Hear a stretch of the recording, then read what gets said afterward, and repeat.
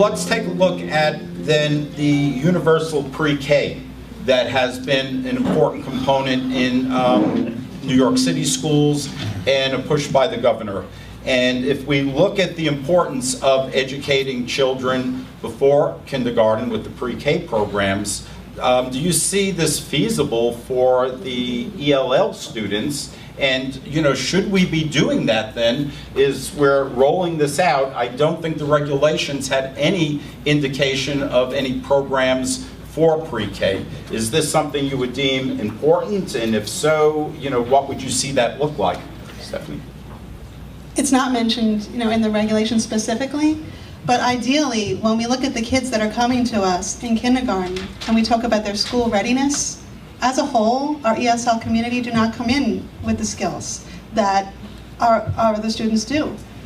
Depending on where they come from, what culture they come from, whether or not they have really considered pre-K to be an important part of their education. So I really do feel like, would that be optimal? Yes.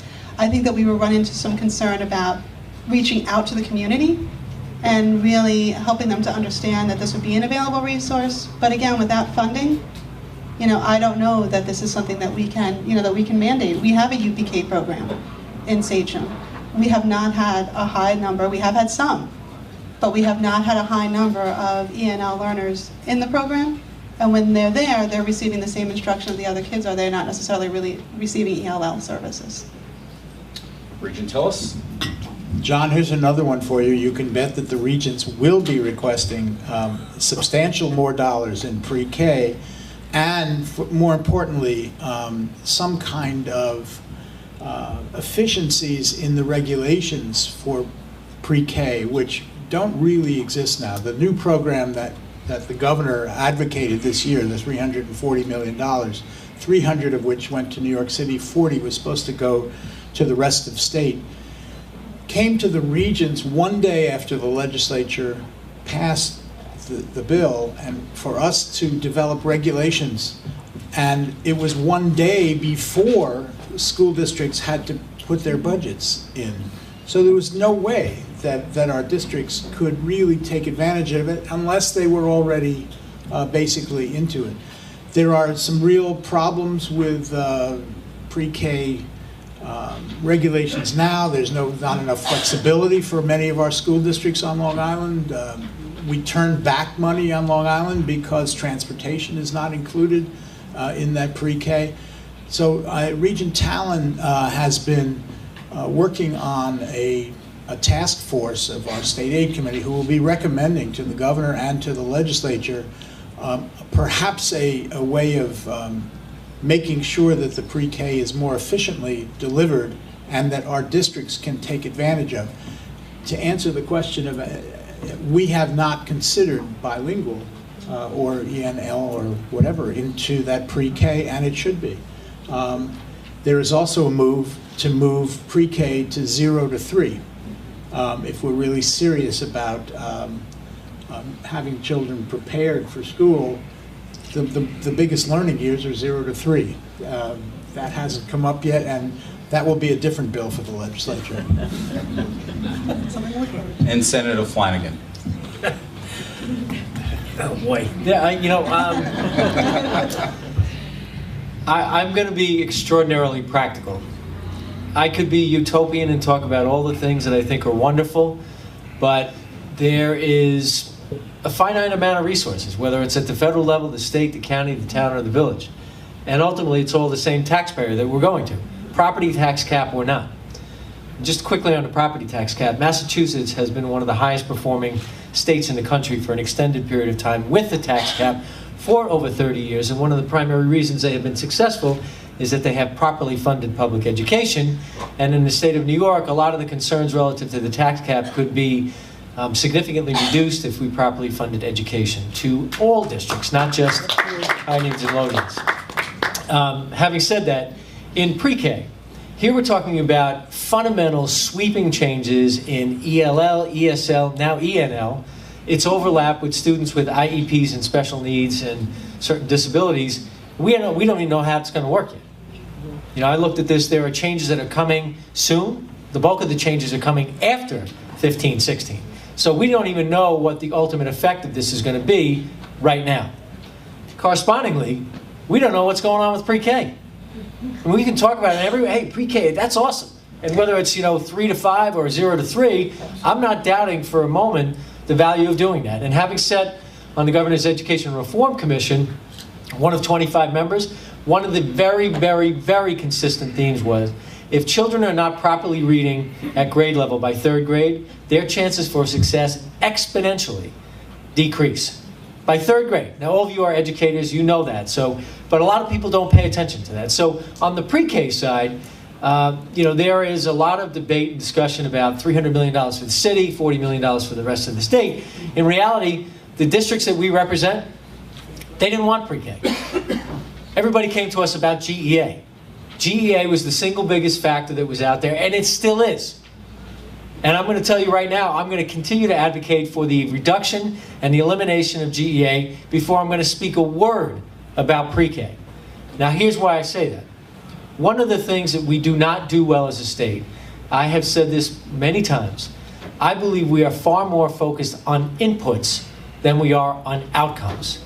I would rather give school districts more money in the category of general operating aid as opposed to categorical programs, because I'd rather hold you accountable on the back end instead of tying your hands on the front end. If you want to put money into gifted and talented, you want to put money into driver's ed, you want to put money into home economics, which I'm sure is not the term of art today, but if you want to do all those things, we should be providing proper funding to districts to allow you to manage your resources at the local level. So on pre-K, we had a lot of districts coming to us saying, yeah, we kind of seen this movie before. You're dangling a carrot in front of us. We're going to get a few dollars given to us, and then we're not going to have full funding.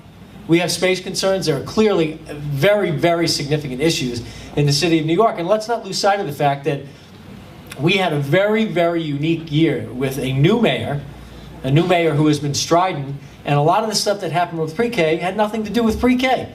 It had to do with things like charter schools and the fight between the mayor and the governor and the ramifications of that. So in a parochial sense, the GEA is the thing that we heard the most about. We reduced that by over $600 million this year, and I'm going to put in a plug in large part because of the efforts of our delegation, because I know what we advocated for in listening to school districts. So I believe in pre-K, and if there's some component that ultimately has an ENL portion to it, that's fine.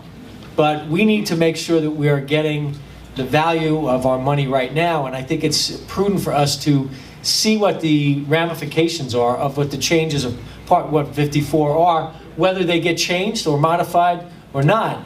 But there's going to be, next year the governor will ask for more pre-K. Certainly the regents will do that, and that's all part of the process, and that's fine. But for the districts that I interact with in every part of the state, outside of the city of New York, and perhaps the Big Five, there's not a lot of screaming for pre-K money. People would much rather have it so they're not having to do the crowd out on general ed versus special ed. Those are all important components. There's going to be a lot for us to talk about as we move into the coming year. And just for your information, the regents will be advocating for if not a total reduction of the GEA, a large reduction of the GEA. We discussed that at our last meeting of state aid. And in fact, the GEA more targeted towards the districts that really need it. The way it was reduced wasn't necessarily the way that the needs of Long Island were totally met. So we're Jim Talon, the chair of our committee, a former legislator, is all in favor of moving the governor, at least. Our recommendation on state to go to the governor, and then he changes them to go to the legislature. But we'll be advocating for a strong reduction in GEA. That's one of our first priorities. Let me just, if I may, John, I just want to add one other point. If you look at this, and ultimately this is about how we are funding our school districts, and going back to the GEA, it started at $2.8 billion. Now it's roughly down to $1.1 billion. There's several $billion surplus. A lot of people have talked about what we should be doing with that money. But here is why this is so important to this region, and frankly in many regions across the state. You have parts of the state where people talk about foundation aid, and that's all they talk about. A lot of the advocates talk about that. But before you can do anything that would modify or enhance foundation aid, you have to address GEA. And Long Island, in a disproportionate way, has not seen more of their GEA restored. Why is that a problem? Because the Big Five, not always the city of New York, but the other Big Four and others, if they have 85 to 90% of their GEA restored, and districts down here have 30 or 35 or 40%, once those other districts get to 100%, they will never talk about GEA again. So until we are all free of that albatross, that is why we have to be so extraordinarily focused on its reduction and elimination. Because if we're not, we're setting ourselves up for disaster, because those other districts will not care one iota about your GEA once theirs is gone. And it's a good thing we have John Flanagan there to make sure that that happens, because he's been the best advocate we can have on that. I'm going to turn it back to Tony. Before I do, I would like to thank our panelists today for taking time to share their insight with us. Tony? Thank you so much, Senator. I also want to thank you all for your participation and the insights that you've given us.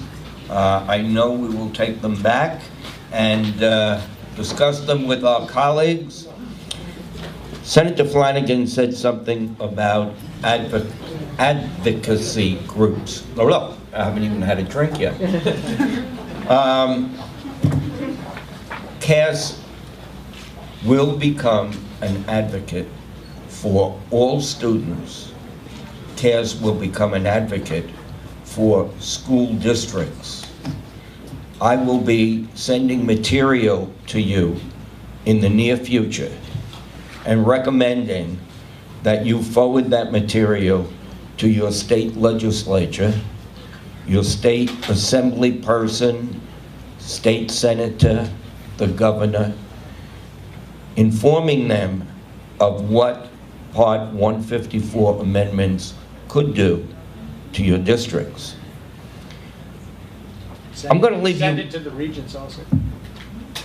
and I will send it to the regents also. Thank you, Regent Tillis. I'm going to end now. I'm going to end with a question. I don't expect an answer from you. Well, I do expect whoever is here, and it implies for them, but I grew up in a bilingual home. I have one question. We have 30 school districts or more represented here. Please raise your hand if your school district offers English as a second language to adults. Very good. That's much more than I thought. But I think every school district should do that, because we are educating children, and it's difficult for them to go home and transfer what they learn in school when they're with their parents after school. And I tell you that from experience. So I want to thank all of you very much for what you've said and how you've said it, and this has been a great panel. Thank you.